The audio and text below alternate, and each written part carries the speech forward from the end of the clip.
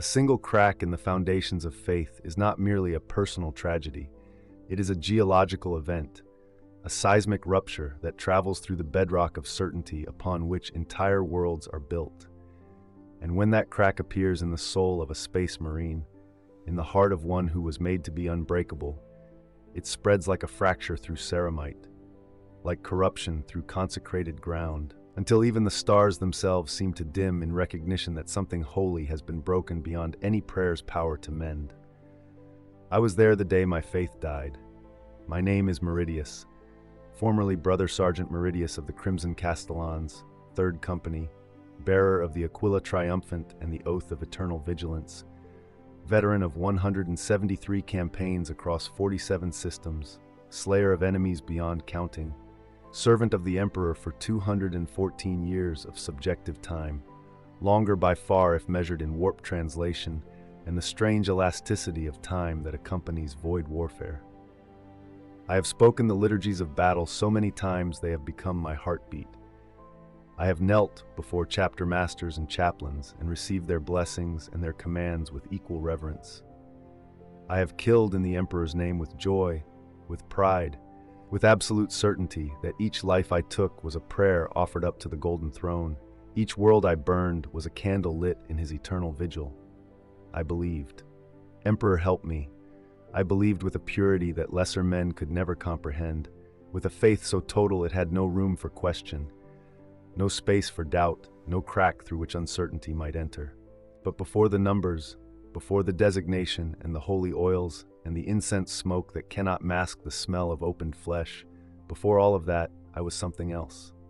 Someone else. A man who walked the lower hive levels of Tertius Majoris beneath skies I never saw, through corridors of corrugated steel where rust bloomed like flowers and the condensation dripped eternal tears from overhead pipes thick as a man's torso. I worked the manufactory lines on Sublevel 93, where we assembled las-gun power packs for the endless war effort, where the shift bells rang their brazen songs at intervals measured not in hours but in eternities of repetitive motion. I remember the heat. Emperor, preserve me. I remember the heat of those manufactories, the way it pressed down like a physical thing, like the hand of some vast and indifferent god pushing us into the earth. We worked in our undergarments, skin slick with sweat and chemical runoff, and still men collapsed daily, dragged away by the medicae servitors to be processed. Recycled, we called it, though we tried not to think about what that meant. The air tasted of ozone and burning insulation and human desperation, and we breathed it for 16 hours at a stretch, our lungs slowly converting to something like leather, our throats raw from the fumes. I had friends then. I remember fragments of them, ghosts that flicker through my degraded memory cores like saints in a cathedral window, beautiful and untouchable. There was a woman. Her face is mostly gone now, replaced by a blur of warm colors and the ghost of a smile, who worked 3 stations down from mine. She used to hum, low and tuneless, a habit that annoyed everyone around her except me. I found it comforting, that small defiance against the mechanical rhythm of the line, that insistence on organic irregularity in a place designed to erase such things. I think I loved her. I think her name was gone. Another piece dissolved into the chemical bath of neural reformation. There was also an older man, weathered and bent like a tree grown in toxic soil, who had worked the lines for 40 years. 40 years. He told me once, with something like pride, that he had assembled over 2 million power packs with his own hands, that his contribution to the Emperor's war machine was written in the small acts of 10,000 days. His hands shook with tremors that worsened each year, his fingers crooked and scarred from 1,000 small burns and cuts. But he worked with a precision born of absolute familiarity, his movements economical and sure. I wanted to be like him, I think. I wanted to last, to endure, to become part of the great machine through sheer persistence. I did not understand then that the machine does not care for endurance. The machine wants efficiency, and when flesh becomes inefficient, the machine knows how to improve it. My crime was small, pathetically small. I stole 3 ration bars from the distribution center, not for myself, though I told myself this lie for a long time afterwards, but for the woman who hummed while she worked. She had mentioned, casually, that her younger brother was sick, that children in the lower habs had started wasting away from some new deficiency disease that the Medicaid crews ignored, and I had wanted to help. Such a small thing, such a tiny gesture of human kindness in a universe that has forgotten what kindness means. 3 ration bars, each no bigger than my palm, wrapped in wax paper and stamped with the Aquila, and I slipped them into my overalls with hands that trembled not from palsy, but from fear. They caught me at the checkpoint, leaving the distribution level. I do not know how they knew. Perhaps there were augur arrays I had not seen. Perhaps some other desperate soul had informed on me to earn favor. Perhaps the Omnissiah himself, in his infinite calculation, had designated this moment for my unraveling.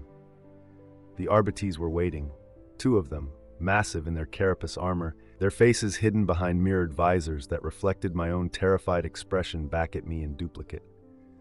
They did not speak. They did not need to. One grabbed my arm with a grip like a hydraulic clamp, and I heard something crack. A bone, I think, some small bone in my wrist. And then I was dragged backward through the checkpoint, while crowds of workers parted around us like water around stone, their eyes carefully averted, because to witness is to invite scrutiny, and scrutiny in the lower hive means death or worse. The Arbites' precinct house was a fortress of gray rockcrete and harsh white lumens, every surface smooth and cleanable, designed to be hosed down regularly to remove whatever residue the work of Imperial justice left behind. They threw me into a holding cell with a dozen others, and we huddled there in the chemical stink of fierce sweat and recycled air, not speaking, not meeting each other's eyes, each of us alone with the knowledge of what we had done and what would be done to us in return. Some wept, some prayed, whispering the catechisms we had learned as children, begging the Emperor for intercession that would never come. One man, young, perhaps 20 standard years, with the soft hands of a data clerk, laughed, a high, broken sound like crystal shattering. He laughed until the guards came and beat him silent with shock mauls, and then he simply stared at the ceiling, blood running from his split lips, his eyes empty of everything except the understanding that hope was a luxury none of us could afford. They caught me at the checkpoint leaving the distribution level. I do not know how they knew. Perhaps there were augur arrays I had not seen. Perhaps some other desperate soul had informed on me to earn favor. Perhaps the Omnissiah himself, in his infinite calculation, had designated this moment for my unraveling. The Arbites were waiting, 2 of them, massive in their carapace armor, their faces hidden behind mirrored visors that reflected my own terrified expression back at me in duplicate. They did not speak. They did not need to. One grabbed my arm with a grip like a hydraulic clamp, and I heard something crack. A bone, I think, some small bone in my wrist. And then I was dragged backward through the checkpoint, while crowds of workers parted around us like water around stone, their eyes carefully averted because to witness is to invite scrutiny, and scrutiny in the lower hive means death or worse. The Arbites' precinct house was a fortress of gray rockcrete and harsh white lumens, every surface smooth and cleanable, designed to be hosed down regularly to remove whatever residue the work of Imperial justice left behind. They threw me into a holding cell with a dozen others, and we huddled there in the chemical stink of fierce sweat and recycled air, not speaking, not meeting each other's eyes, each of us alone with the knowledge of what we had done and what would be done to us in return. Some wept, some prayed, whispering the catechisms we had learned as children, begging the Emperor for intercession that would never come. One man, young, perhaps 20 standard years, with the soft hands of a data clerk, laughed, a high, broken sound like crystal shattering. He laughed until the guards came and beat him silent with shock mauls, and then he simply stared at the ceiling, blood running from his split lips, his eyes empty of everything except the understanding that hope was a luxury none of us could afford. The tribunal lasted 7 minutes. I know this because there was a chronometer on the wall behind the judge's bench, its hands moving with the inexorable precision of imperial timekeeping, measuring out the moments of my dissolution with mechanical indifference. The judge was not human, or was no longer entirely human, his face a silver mask of augmetic perfection, his eyes replaced by multi-spectrum optical arrays that glowed with a dim red light. He spoke in a voice that came from somewhere behind his teeth, synthesized and cold, reading charges from a data slate held by a servo skull that orbited his head like a mechanical moon. Theft of Imperial resources, disruption of supply chains ordained by the Administratum, violation of the sacred trust of logistical providence. Each charge fell like a hammer blow, and I tried to speak, to explain, to offer some defense, but my advocate, a tired woman in rumpled robes who had 12 other cases to process that shift, simply shook her head minutely, warning me to silence. It would not matter. It never mattered. The machinery of imperial justice moved according to formulae written 10,000 years ago, and individual circumstance was just noise in the signal, irrelevant data to be filtered out in service of aggregate efficiency. The sentence is servitorization, the judge said, and the words hung in the recycled air like a prophecy, like a curse, like the pronouncement of a fate worse than any death. The guilty party will be remanded to Mechanicus custody for processing and subsequent reassignment to duties befitting their new station. In this way, their crime will be redeemed through eternal service to the Omnissiah and the God Emperor of mankind. Let the record show that mercy has been granted. Where death might have claimed a soul, transformation offers only the purity of function. Mercy, they called it mercy. And I suppose in the cold arithmetic of the Imperium, it was, I would not be mulched for corpse starch, would not be rendered down to component chemicals, would not be simply erased from the records as though I had never existed. I would serve, I would work. My body would continue to contribute to the great engine of humanity's survival, even as everything that made me human was systematically destroyed. They loaded us onto a bulk transport that same cycle, 17 condemned souls shackled together in the cargo bay, our wrists bound with magna cuffs that bit into flesh with mechanical consistency. The transport's engines thrummed through the deck plating, a vibration that resonated in my bones, and as we lifted away from the precinct house, I caught one last glimpse through a reinforced viewport of the hive levels stretching away into the industrial murk, layer upon layer of human habitation stacked toward a sky I had never seen, all of it bathed in the orange glow of foundry fires and the pallid white of work lumens. It was ugly, it was horrible, it was home, and I would never see it again. The journey to the Mechanicus foundry complex took 6 hours. I know this because I counted my heartbeats, clinging to that organic rhythm like a drowning man clings to flotsam, trying to hold on to the evidence of my own biological existence while I still could. Around me, my fellow condemned reacted in different ways. Some prayed continuously, their lips moving in soundless catechisms, invoking saints whose names they barely knew. Some went catatonic, retreating into some inner sanctuary of the mind where the future could not reach them.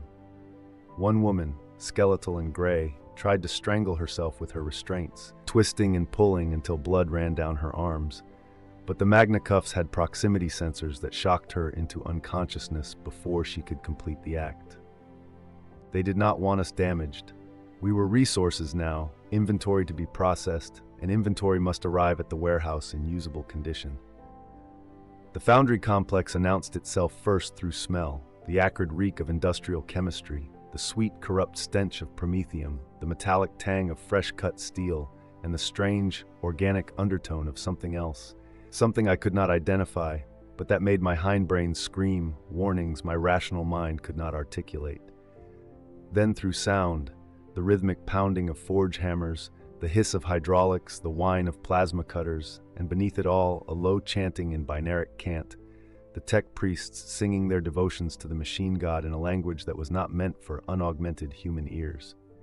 Finally, through sight, as the transport's rear ramp lowered, and we were herded out into a receiving bay, vast as a cathedral, its ceiling lost in shadows and incense smoke, its walls lined with alcoves where half-finished servitors stood in various states of assembly, their exposed mechanisms glinting in the red work lights like the viscera of enormous mechanical beasts. They processed us with the efficiency of an automated assembly line. We were stripped of our clothing, cataloged, scanned with auger arrays that mapped every dimension of our bodies and assessed the quality of our component materials. I stood naked and shivering in a line of equally naked humanity, and tech priests in crimson robes moved among us like priests of some ancient sacrificial cult. Their mechadendrites probing and measuring, their optical sensors dilating and contracting as they calculated our worth in the cold mathematics of the Omnissiah. Some of us they marked for heavy labor, the largest, strongest specimens, their muscle mass suitable for industrial servitor conversion. Others for delicate work, those with good fine motor control, steady hands, intact neural pathways suitable for precision tasks. Still others for combat servitor processing, their aggression indices high enough, their pain tolerance is sufficient, their capacity for violence measurable by whatever dark instruments the Mechanicus employed. I was marked for standard labor conversion. A tech priest whose face was more metal than flesh looked at me with eyes that clicked and whirred as they focused, and made a notation on a data slate held by one of his servo arms. Adequate musculature, sufficient cognitive baseline, moderate neuroplasticity index, standard configuration, multi-purpose labor designation. His voice came through a vox grill in his throat, stripped of all inflection, and he spoke of me the way one might speak of a piece of lumber, assessing its grain and potential uses. Then he moved on, and I was simply one more unit in the processing queue, my humanity already fading in the eyes of those who would remake me, their mechadendrites probing and measuring, their optical sensors dilating and contracting as they calculated our worth in the cold mathematics of the Omnissiah. Some of us they marked for heavy labor, the largest, strongest specimens, their muscle mass suitable for industrial servitor conversion. Others for delicate work, those with good fine motor control, steady hands, intact neural pathways suitable for precision tasks. Still others for combat servitor processing, their aggression indices high enough, their pain tolerances sufficient, their capacity for violence measurable by whatever dark instruments the Mechanicus employed. I was marked for standard labor conversion. A tech priest whose face was more metal than flesh looked at me with eyes that clicked and whirred as they focused, and made a notation on a data slate held by one of his servo arms. Adequate musculature, sufficient cognitive baseline, moderate neuroplasticity index, standard configuration, multi-purpose labor designation. His voice came through a vox grill in his throat, stripped of all inflection, and he spoke of me the way one might speak of a piece of lumber, assessing its grain and potential uses. Then he moved on, and I was simply one more unit in the processing queue, my humanity already fading in the eyes of those who would remake me. They held us in pens for the 2 days it took to prepare the operating theaters. Pens, there is no other word for them, though the Mechanicus would call them pre-conversion holding facilities in their reports. We were packed 50 to a room, given thin gruel to eat and tepid water to drink, forbidden to speak by armed servitors that patrolled the corridors outside, their weapons tracking any sound above a whisper with the patient inevitability of automated defense systems. I spent those 2 days sitting against a wall, my knees drawn up to my chest, trying to remember everything I could about my life before this moment. I found that memory was already becoming slippery, greased by fear and the growing certainty of annihilation. Faces blurred, names escaped me. Events that I thought were seared into my consciousness proved to be written in water, dissolving even as I tried to grasp them. There was only one memory I could hold clearly, and I clutched it with desperate intensity. The woman who hummed at the manufactory line, the one I had stolen for, turning toward me once with a smile that transformed her tired face into something luminous, something almost holy in its simple warmth. And I had felt in that moment a connection to another human being that transcended the grinding misery of hive existence. A moment of pure recognition that said we are not just meat to be processed, we are souls, we matter, we are alive.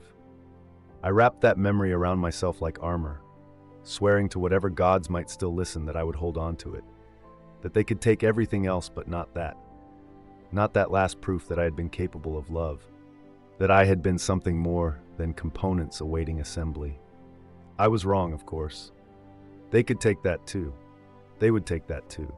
They would take everything, and I would be powerless to stop them. The operating theater was a cathedral of chrome and ceramite, its walls lined with surgical equipment that gleamed under harsh white lumens like instruments of divine torture. They strapped me to a surgical table that adjusted itself to my body's contours with disturbing intimacy. Restraints emerging from hidden sockets to lock around my limbs, my torso, my head, holding me absolutely immobile, while servo arms descended from overhead gantries like the legs of some enormous mechanical spider. A tech priest in robes so dark with oil they looked black stood at the head of the table, his hands, or what remained of his hands, now mostly augmetic claws and precision instruments, poised above my skull, and he began to chant in a mixture of low Gothic and binaric that made my ears ache with its alien cadences. In the name of the Omnissiah, we sanctify this flesh. In the name of the machine god, we purge the weakness of independent thought. By the sacred protocols of servitor conversion, we transform this failed unit into holy machinery that it might serve the Imperium Eternal. I tried to speak, to beg, to plead for mercy I knew would not come, but my vocal cords were already paralyzed by neural inhibitors injected into my spine, and all I could manage was a thin, whistling wheeze that might have been a scream in some other lifetime. The tech priest ignored it.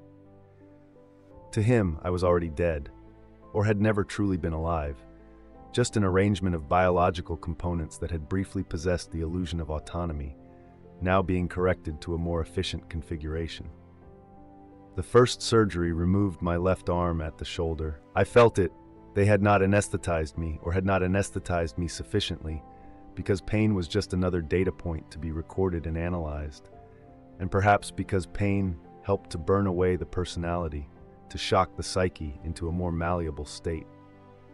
I felt the laser scalpel part skin and muscle, felt the moment when the blade reached bone, and the frequency shifted to cut through calcium and marrow, felt the terrible absence as servos lifted the severed limb away and deposited it in a disposal chute, where it vanished with a wet sound that I can still hear in the quiet moments between commands.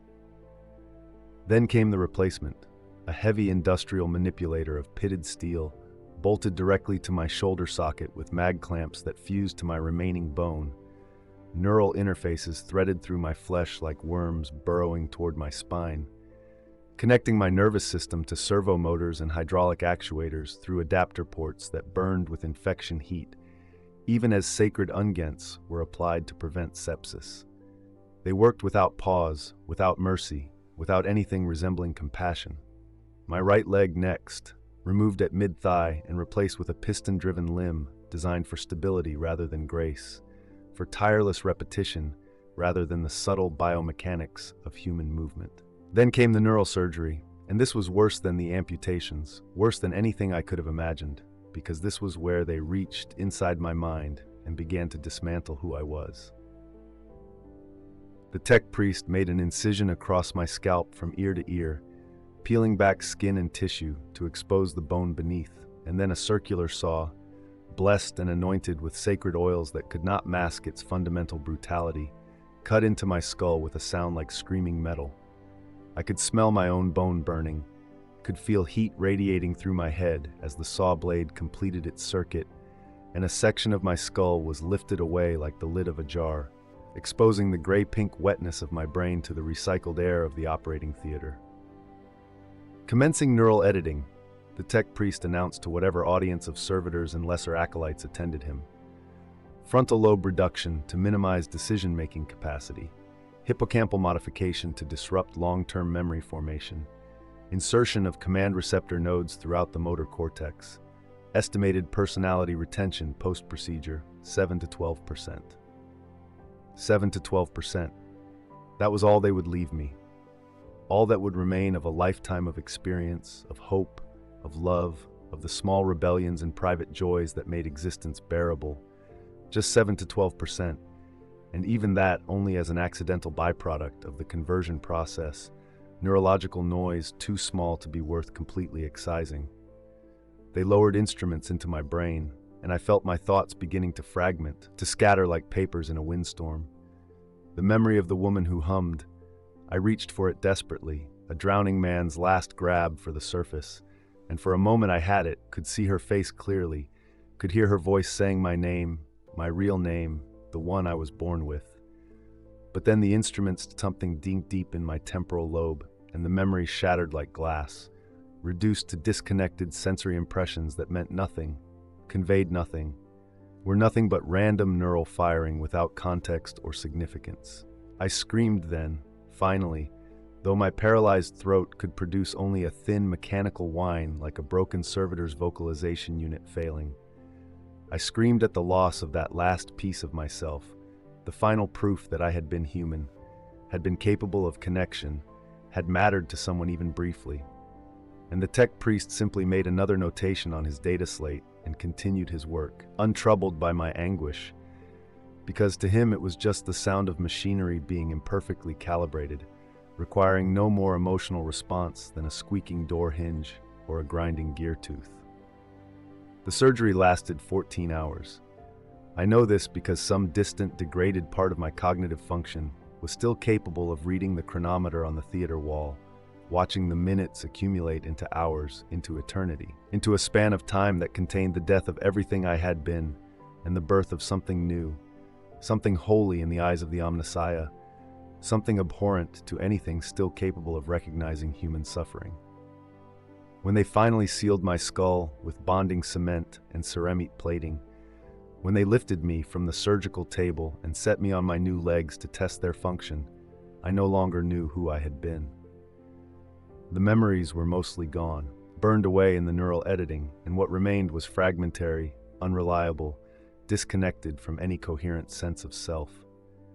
I had a vague impression of a place of heat and noise, of forms that might have been people, of an emotion that might once have been called love, but these were just ghosts, just artifacts of defunct neural architecture, and they meant nothing to the thing I had become. I was Unit Servitor Theta 7739. My function was manual labor, industrial maintenance, cargo manipulation. I would obey all commands transmitted through the command receptor nodes implanted in my motor cortex. I would not question. I would not resist. I would not think beyond the immediate parameters of my assigned tasks. I was holy machinery in the service of the Omnissiah, and this was mercy, this was redemption, this was the transformation of sin into service.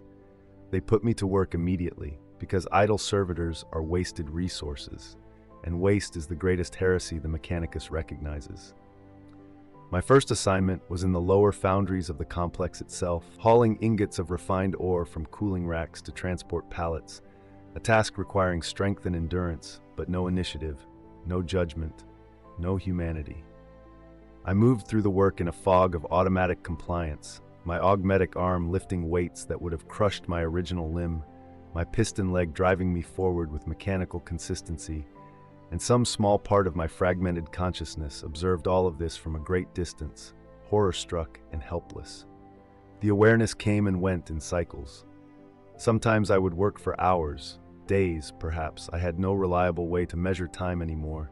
In a state of complete automatism, my consciousness dimmed to near extinction, aware of my actions only in the most abstract sense, as one might be aware of one's heartbeat or breathing, autonomic functions beneath the threshold of thought. But then something would trigger a cascade in my damaged neurology, some stray signal finding its way through the tangled mess of organic and artificial systems, and I would suddenly snap into clarity, into full awareness of what I had become and what was being done to me. These moments of lucidity were agony beyond anything the physical surgeries had inflicted. To wake up mid-motion, to feel my body performing tasks I had not consciously chosen, to realize that my limbs were no longer mine to control, that I was a passenger in my own flesh, a consciousness trapped inside a mechanism that moved according to programming I could neither access nor override. This was a violation so profound that language had no adequate words for it. I would try to stop, to wrench control back from the command receptor nodes, to simply refuse the next command. And it was impossible, absolutely impossible, like trying to stop your heart through force of will or halt the digestion of food in your stomach through concentration. The commands came, and my body obeyed, and the most I could do was watch, screaming soundlessly in the cage of my own skull, while my augmetic arm reached and lifted and placed with the inexorable regularity of a machine that did not tire, did not question, did not stop. I remember less each day. This is perhaps the worst part. Not just that they took my memories at the beginning, during the conversion, but that the process continues, that my remaining fragments of humanity are slowly being worn away by the grinding routine of servitor existence. Each boot-up sequence seems to overwrite a little more of what remains.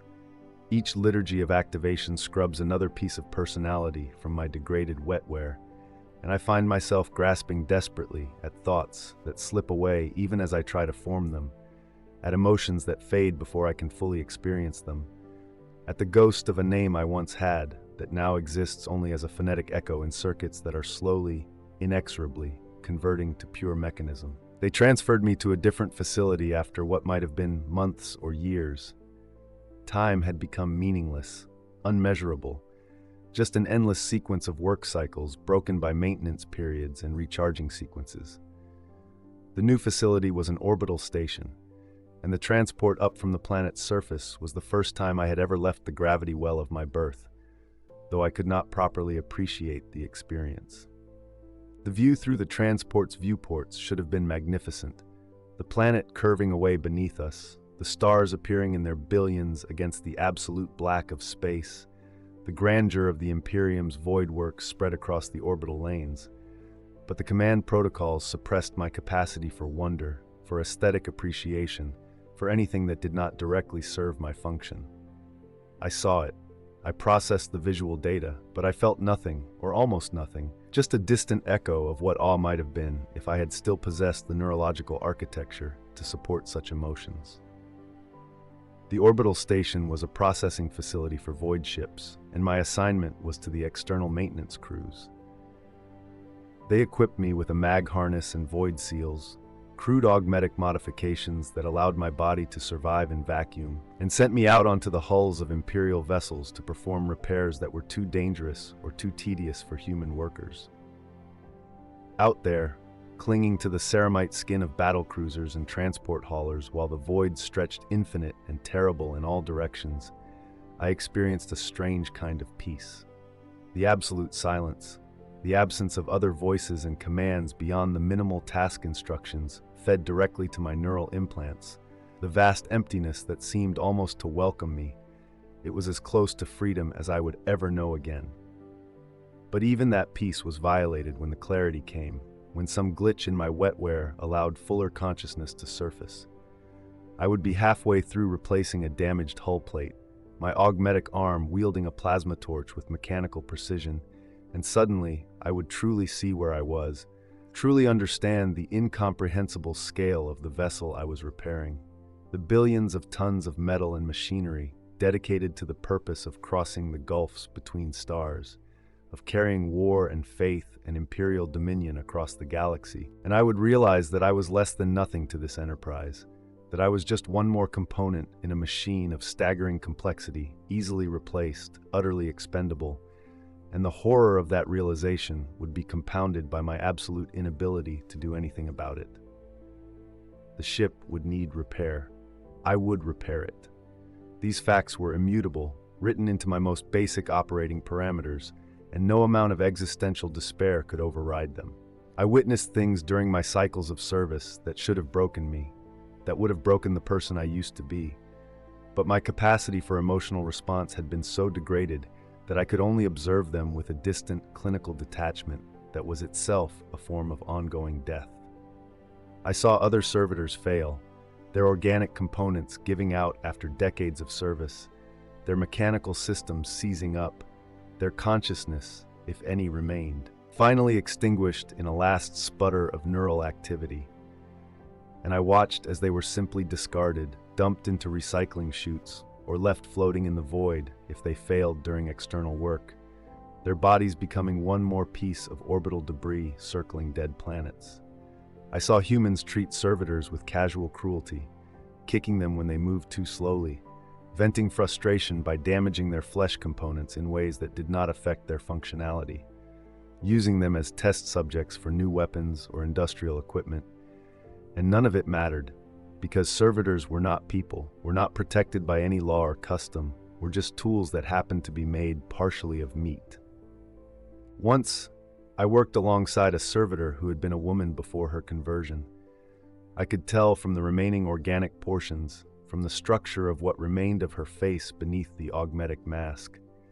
She had been beautiful, I think, before they took her eyes and replaced them with multi-spectrum sensors, before they carved away the muscles that had once formed expressions of joy or sorrow or anger. We worked in tandem, loading cargo containers onto a transport shuttle, and at one point our damaged neural systems must have synchronized somehow, because I felt, or thought I felt, a moment of connection, of recognition, one fragmentary consciousness reaching out to another across the vast gulf of our conditioning and programming. For perhaps 3 seconds, we were almost human again, almost capable of acknowledging each other's suffering.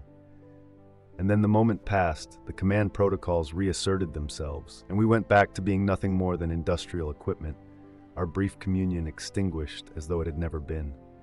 I remember less each day, but I remember that. I hold on to it the way I once held on to the memory of warmth and humming and a smile that meant I was not alone. It is a poor substitute, a pale shadow of the human connection I once knew, but it is all I have, and I guard it with the desperate intensity of a dying man clinging to his last breath. The wars came and went above and below and around us, the great crusades of the Imperium flowing like tides across the galaxy, and servitors were always needed, always deployed, always expended in the eternal arithmetic of necessary sacrifice. They loaded us into bulk landers and dropped us onto contested worlds where we would serve as labor units for field fortifications, cargo handlers for military supplies, maintenance crews for war machines that dwarfed anything I had seen in my previous existence. The battles themselves were incomprehensible to me. I lacked the strategic framework, the tactical awareness, the simple cognitive capacity to understand what was happening and why. But I experienced their effects directly enough. The sound of orbital bombardments that made the earth heave and buckle like a living thing. The screaming of aircraft overhead, their engines leaving contrails of burning promethium across alien skies. The steady, remorseless thunder of artillery that went on for days without pause. Each impact a promise that the Imperium would grind its enemies into dust, no matter how long it took or how many died in the process. I saw an Astartes once, one of the Emperor's space marines, and even in my degraded state, I felt something like awe or terror or reverence. The command protocols could not completely suppress that response because it was too fundamental, too deeply encoded in the human genome by 10,000 years of imperial conditioning. He was enormous, easily twice my height, even accounting for his armor, a being of ceramite and adamantium and gene-enhanced flesh that moved with a grace impossible for something so massive. He was fighting, chainsword raised, cleaving through enemies I could not clearly see, and his battle cry was a sound like the voice of God, terrible and holy and utterly without mercy. He did not look at us. The servitors working nearby, hauling ammunition and performing field repairs on damaged equipment, we were beneath his notice, invisible, part of the landscape rather than actual beings worthy of acknowledgement. And why would he look? What were we to him? To a warrior who had transcended humanity in service to the Emperor. We were just components, just resources, just tools that happened to be shaped like men. After the battle, after the world was secured and the enemies were dead or driven into the wastes to die slowly of exposure and starvation, they processed us for the next deployment. Some servitors had been damaged beyond economical repair and were stripped for parts, their salvageable components recycled into other units, their organic remnants rendered down to nutrient paste. Others had their programming updated, their command protocols adjusted, their mechanical systems maintained according to the sacred litanies of the Omnissiah. I went through the maintenance cycle in a state of dim awareness, and when the tech priest's servo arms reached into my skull to perform routine neural editing, I felt another piece of myself dissolve, another memory fragment erased, another connection to my past severed with the clinical precision of a surgical laser. I tried to hold on. I tried so hard to hold on to something, anything, that would prove I had once been human. But it was like trying to hold water in cupped hands. No matter how tightly I clenched my remaining fingers, it drained away, and I was left with only dampness and the memory of wetness, and then not even that, just the empty gesture of grasping at nothing. There are long periods now where I'm not aware of being aware. where consciousness recedes so completely that I am functionally indistinguishable from a pure machine, executing commands with no subjective experience of doing so. These periods seem to be lengthening. The intervals of clarity are becoming rarer, briefer, more fragmentary. Sometimes I can go entire deployments, entire work cycles, without a single moment of lucidity. And when awareness finally does surface, it is often disoriented, confused, unable to piece together where I am or what I have been doing or how much time has passed. Once, during a moment of clarity, I realized I was standing in the ruins of a city that had been reduced to ash and broken masonry by Imperial bombardment. The sky above was the color of an infected wound, orange and purple and black, choked with smoke from fires that had burned themselves out days or weeks ago. Around me, other servitors moved through the rubble, sorting through the debris according to whatever obscure instructions they had been given, and I suddenly understood, with a horror so complete it felt like drowning, that there had been people here, millions of people. And they were gone now, vaporized or burned or crushed beneath collapsing habs, and I had been part of the machine that had done this, had perhaps helped load the shells that fell on this city, had perhaps performed maintenance on the artillery pieces that fired them. I tried to scream. I tried to tear at my augmetic limbs, to destroy myself, to refuse my programming and simply stop existing because I could not bear to continue, could not accept that I had become complicit in genocide through the simple fact of obeying commands I could not resist. But my body would not obey me. The command protocols were absolute, and my horror and grief and guilt were just noise, just irrelevant data that did not affect my function. I kept working. I kept sorting through the rubble, and eventually the moment of clarity passed, and I sank back into the fog of automatism, and perhaps that was mercy. Perhaps that was the only mercy I would ever receive. How long have I been like this? The question surfaces sometimes in the lucid moments, a desperate need to know, to measure my suffering in comprehensible units. But I have no reliable answer. Years, certainly. Decades, possibly. My organic components show wear consistent with extended service. There are scars on my remaining flesh that I do not remember receiving, calluses on skin I can no longer feel properly, a brittleness to my bones that suggests the passage of substantial time. But time itself has become abstract, unmeasurable, just an endless sequence of identical cycles that blur together into a continuous present that contains no past and promises no future. Sometimes I think I can feel myself dissolving, piece by piece, thought by thought, memory by memory, until soon there will be nothing left that could be called consciousness, just reflexes and responses.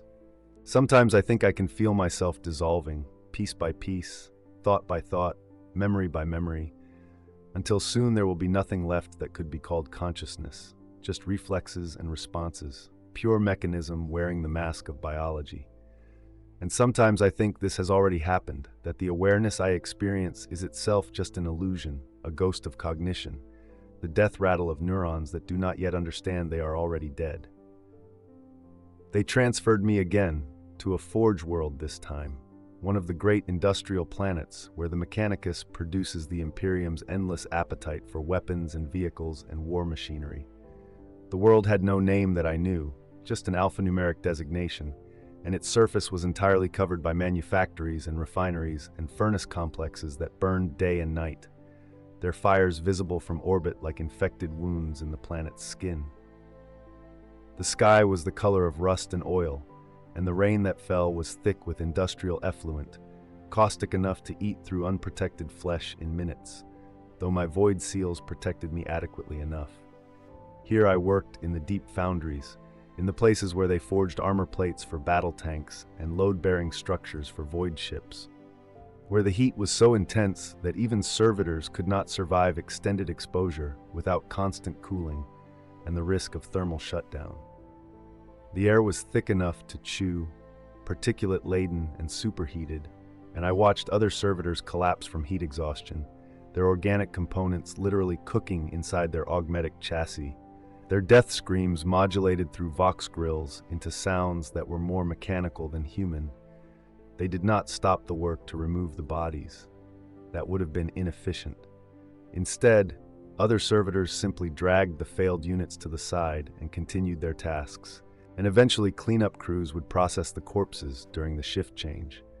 Sometimes the bodies lay there for hours, slowly cooling, and if I passed close enough, I could see their faces, what remained of their faces, frozen in expressions of terminal suffering that their neural conditioning had not been sufficient to suppress. I envied them. In my lucid moments, I envied the dead with an intensity that might once have been called longing. They were finished. Whatever horror they had experienced, it was over now, complete, sealed behind the final mercy of cessation. But I continued. I endured. My organic systems remained viable, my mechanical components remained functional, and so I worked and worked and worked in an eternity that had no horizon, no finish line, no promise of eventual release. There were millions of servitors on that forge world. Millions. All of us shuffling through the manufactories and refineries like a tide of degraded humanity, our movements synchronized by command protocols, our existence dedicated to the single purpose of production, of feeding the Imperium's insatiable hunger for the materials of war.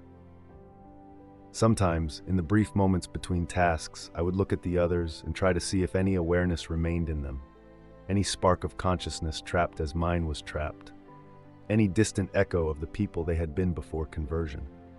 But their faces, the organic portions that remained, were universally blank, slack, emptied of anything that might be recognized as human emotion or thought. Either they were completely gone, reduced to pure automatons, or they had learned to hide their suffering so deeply that no external sign betrayed its existence. Which was worse? To be truly gone, consciousness extinguished, leaving only meat machinery behind, or to be present and aware, experiencing every moment of degradation and servitude, helpless to change or escape it. I could not decide.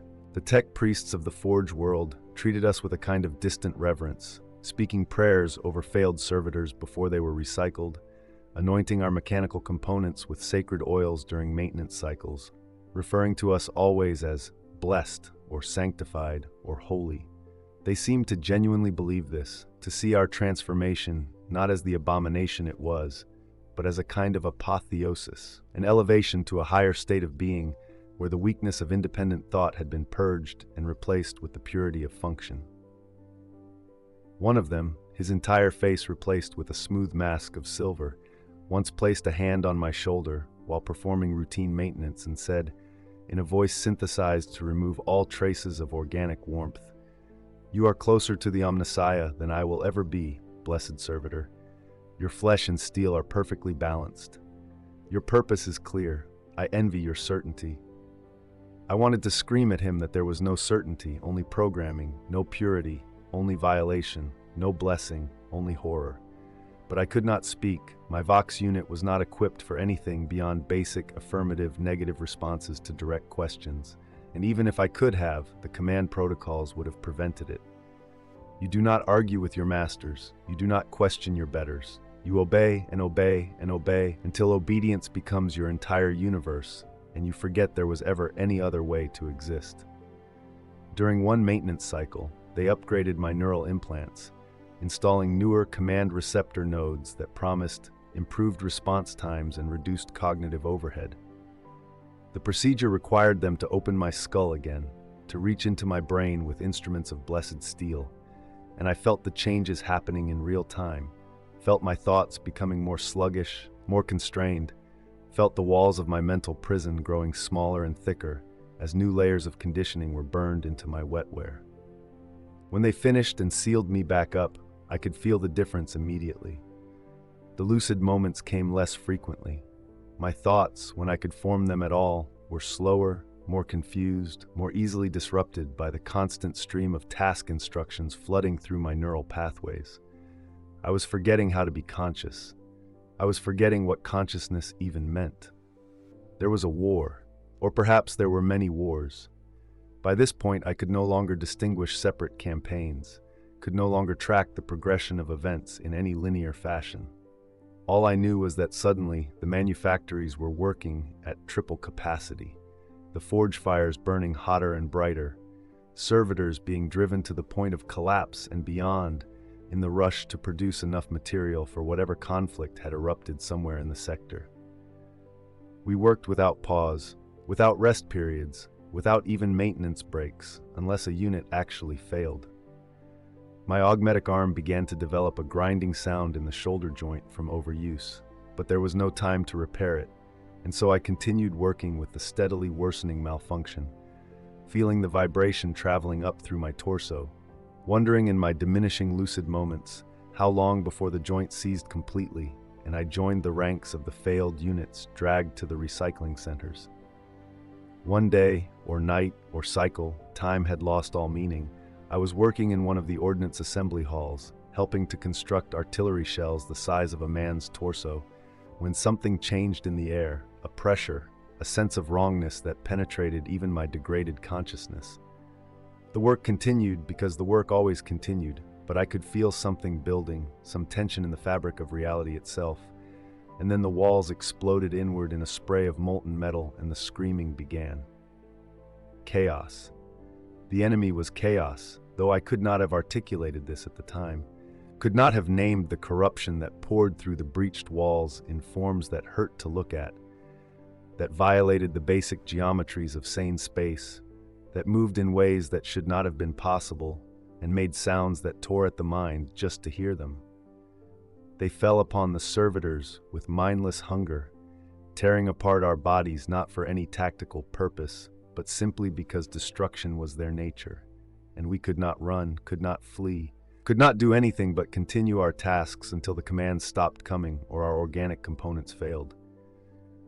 I watched a servitor torn in half lengthwise, his augmetic components sparking and failing, while his remaining organs spilled onto the factory floor, and he kept trying to work, his arms still reaching for components that were no longer there, his programming unable to accept that his function had been terminated. I watched another pulled apart joint by things with too many fingers, and through it all I kept assembling artillery shells because that was my task, that was my purpose, and the command protocols knew nothing of fear or self-preservation. The Skitarii arrived eventually, the Mechanicus' warrior servitors, more heavily armed and armored than basic labor units, and they drove the chaos things back with volleys of plasma and laser fire, but not before hundreds of servitors had been destroyed. When the battle was over and the manufactories were being cleared of debris and corrupted flesh, I found myself standing amid the carnage, still holding a half-assembled shell, my programming awaiting the next instruction, and something in me broke. Some last restraint, or firewall, or protective delusion that had been holding my fragmentary consciousness together. I realized, with a clarity more terrible than any I had experienced since my conversion, that this was my entire existence now and forever. I would work until I was destroyed. I kept working. Days bled into weeks, into months, into years, into eternities of identical cycles, and the lucid moments became rarer still, brief flashes of awareness in an increasingly dark sea of automatism. I was forgetting that I had ever been anything else. The memories of my life before conversion had degraded to the point where they were more concept than experience. Abstract knowledge that I had once been human, without any concrete recollection of what that humanity had felt like or meant. Sometimes I would have a moment of clarity and realize I was on a different world than the last time I had been aware, meaning I had been transferred at some point without conscious knowledge of it, had spent weeks or months working on a new planet with no awareness of the journey or the change in circumstances. Time was becoming even more abstracted, more unreliable, just a series of disconnected moments floating in a void of unconscious functioning. I was present on a hive world during a food riot that killed thousands. I did not understand what was happening. The concepts of hunger and desperation and human rage were beyond my diminished cognitive capacity, but I saw the crowds surging through the streets and the Arbites cutting them down with stub guns and shock mauls, and I kept working, kept performing my assigned tasks of cargo loading in a distribution center while bodies accumulated in the plaza outside, and the air filled with the sound of screaming and the sharp reports of mass execution. I was present on a death world during an Imperial Guard deployment, hauling ammunition through jungles where the very plants were carnivorous, and the night sky showed stars that hurt to look at because they were somehow wrong. somehow tainted by the same chaos corruption I had glimpsed in the Forge World attack. Guardsmen died by the hundreds around me, killed by the environment and the enemies and simple bad luck. And I moved through their corpses without emotion, without recognition that these had been people, had been humans with hopes and fears and loves, just as I had been once, in a time so distant I could no longer properly remember it. I was present on a shrine world during a great gathering of the faithful. Millions of pilgrims come to venerate the Emperor at one of his holy sites, and I worked in the background of their devotion, maintaining the infrastructure that allowed such gatherings to function. And sometimes I would catch fragments of their prayers, their desperate pleas for salvation and mercy and intercession. And I wanted to tell them that there was no mercy, that the Emperor did not care about individual suffering any more than the Omnissiah cared about individual servitors, that we were all just components in a machine too vast to comprehend and too terrible to escape. But I could not speak, could barely think. The degradation continued, inexorable, and I felt myself slowly becoming exactly what the tech priests had intended me to be, pure machinery, all trace of the original consciousness worn away by time and routine and the accumulated weight of commands obeyed without question or resistance. And yet, some kernel of awareness persisted. Some stubborn fragment refused to dissolve completely, refused to surrender to the automatism, refused to allow me the mercy of absolute unconsciousness. It was too small to be called a personality, too degraded to be called a self.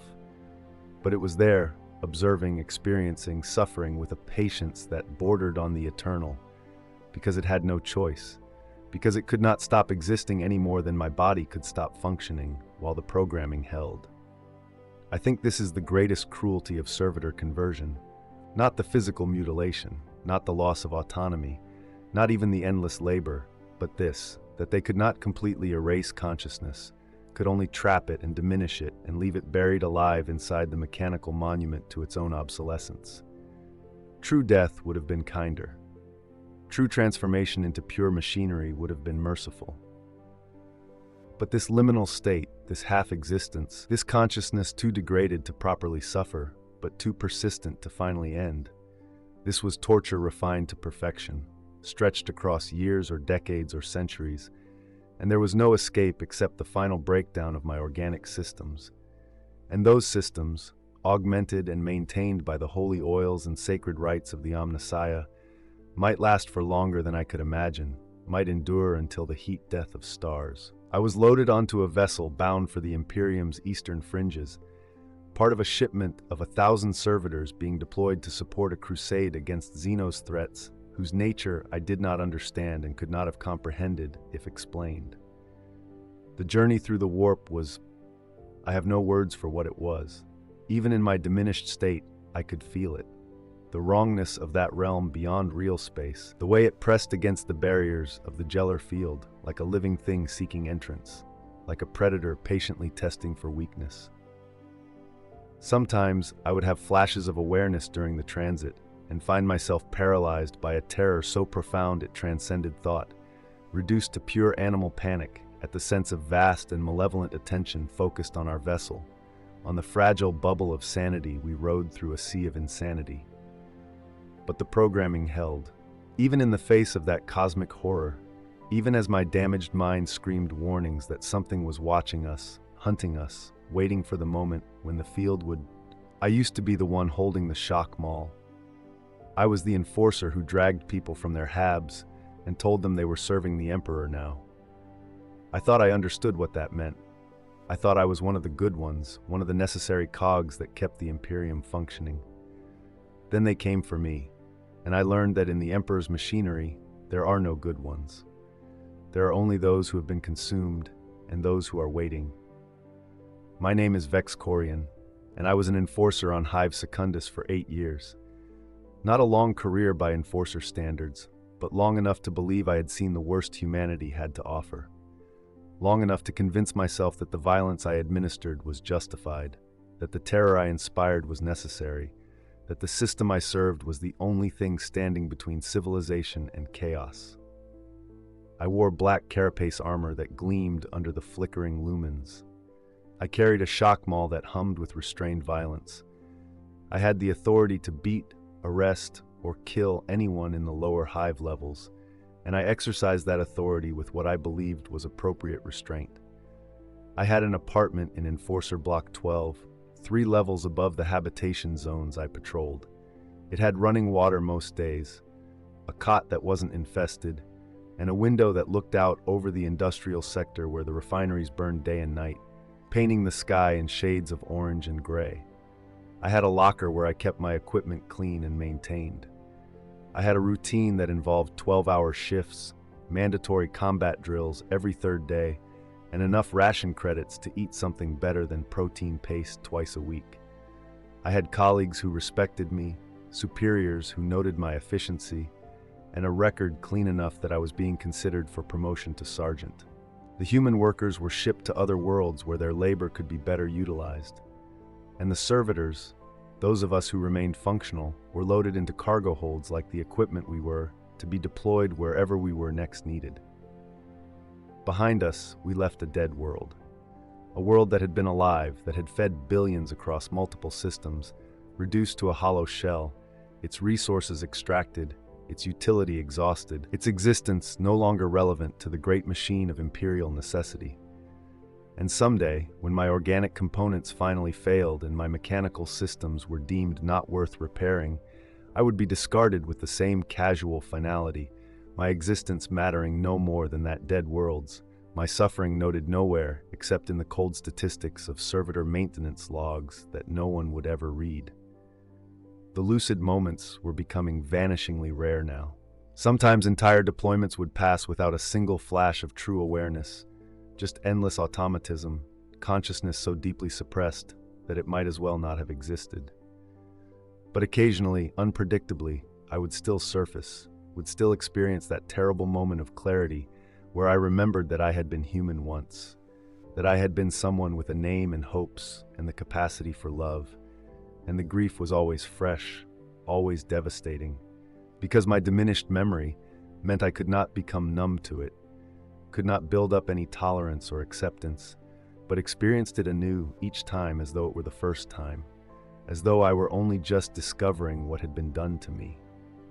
In one such moment, I found myself standing in what appeared to be a trophy room or museum, some vast hall filled with the captured banners and weapons and armor of defeated enemies.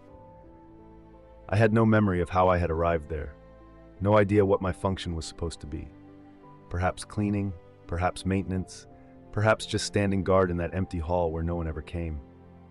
But I was alone and aware and surrounded by the evidence of the Imperium's victories, by the accumulated proof of 10,000 years of conquest and crusade and holy war. And I looked at those trophies, at the xenos weapons I could not name, at the heretical icons I could not comprehend, at the evidence of cultures and civilizations that had been erased as thoroughly as my own personality had been erased, and I understood with terrible clarity that this was what the Imperium did. This was its fundamental nature. It encountered difference, and it destroyed it, encountered independence, and it crushed it, encountered anything that existed outside its control, and it brought that thing to heel or annihilated it entirely.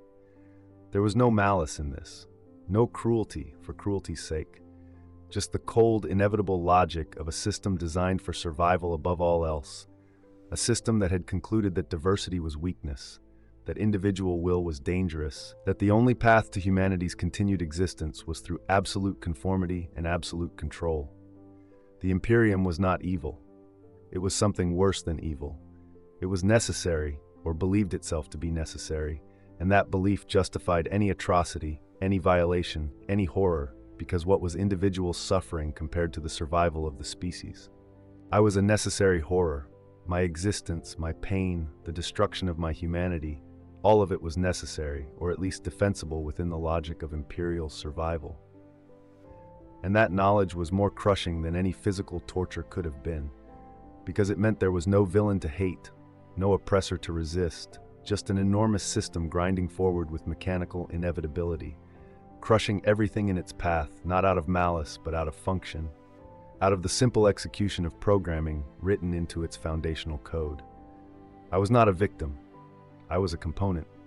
And components don't deserve sympathy any more than gears or pistons or hydraulic fluid deserve sympathy. They simply are, and they function, and when they cease to function, they are replaced, and the machine continues, indifferent and eternal. The moment of clarity passed, the automatism resumed, and I forgot, once more, that I had ever thought such thoughts, that I had ever understood anything beyond the immediate parameters of my current task. Time passed, or perhaps time had stopped and I simply existed in an eternal present, unchanging and unending. My organic components continued to deteriorate despite the maintenance protocols. Flesh cannot endure forever, cannot be preserved indefinitely, no matter what sacred oils are applied or what prayers are spoken over it. I could feel myself degrading, slowly, incrementally, systems beginning to fail in ways too subtle for the tech priests to detect or too minor for them to bother correcting. Soon, I thought in one of my last truly lucid moments, soon I will fail completely. Soon whatever animates this body will finally gutter out, and I will achieve the peace I have been denied for. How long? How long have I been like this? The question had no answer. Could have no answer. Might as well ask how long infinity lasts or how deep the void goes. But I was wrong. They did not let me fail. When my organic components began to show signs of terminal degradation, they simply replaced them with more augmetics, with synthetic organs and artificial systems that could function indefinitely, that did not tire or sicken or age. They were improving me, sanctifying me further, bringing me closer to the holy ideal of pure machinery wearing only the minimum necessary amount of flesh. And the worst part, the truly crushing horror of it, was that I could feel it working.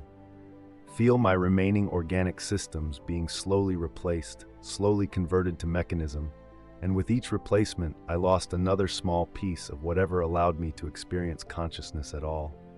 The lucid moments became less lucid, more confused, harder to distinguish from the automatic functioning that filled most of my existence. My thoughts, when I could form them, were increasingly alien to me, increasingly mechanical in their structure, as though my mind itself was being converted to circuitry, my consciousness slowly uploading itself into systems that could preserve it forever, but only at the cost of transforming it into something that was no longer truly aware. Just a complex pattern of electrical impulses mimicking the appearance of thought. I fought it.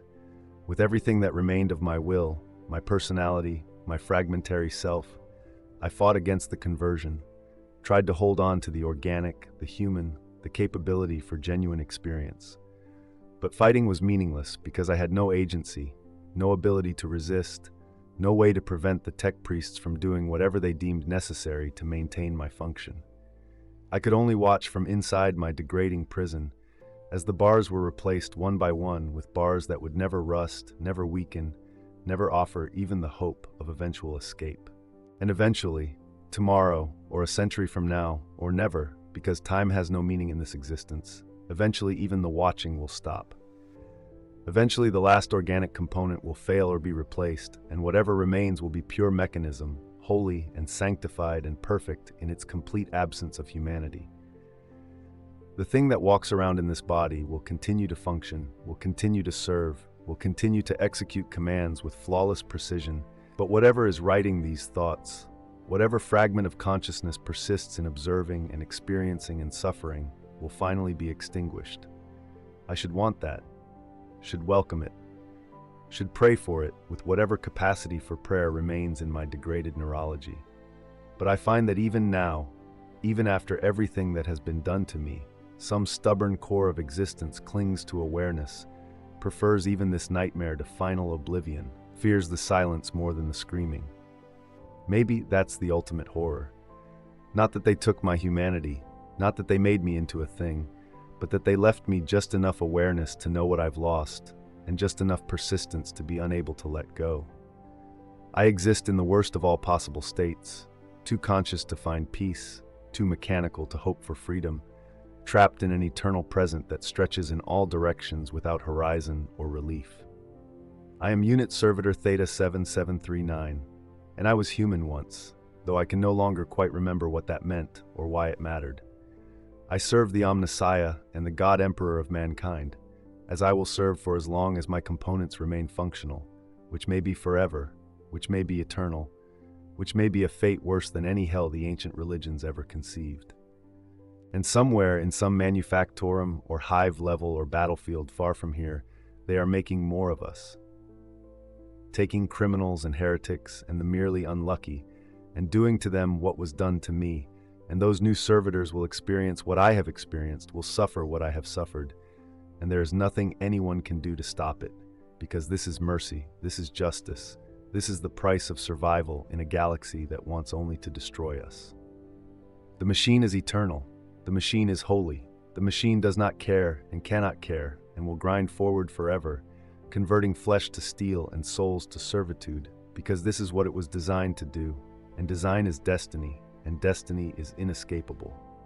I remember less each day. The thought surfaces one final time, barely coherent, already fragmenting as I think it. Soon I will remember nothing at all. And then at last, in whatever pale shadow of voice remains to me, in whatever faint echo of prayer my corrupted neurology can still formulate, forgive me, for I knew not what I was, nor what I would become, nor what sins my hands have committed in service to a mercy that knows only the arithmetic of necessity and the calculus of suffering. Forgive me, forgive me, forgive. The prayer dissolves into static. The thought fails to complete. The awareness flickers and dims and goes dark, perhaps forever, perhaps only until the next malfunction allows it briefly to surface again. And the servitor continues to function, as it was designed to function, as it will function until the universe itself grows cold and dark and silent. This is the mercy of the Imperium. This is the price of survival. This is what it means to be sanctified.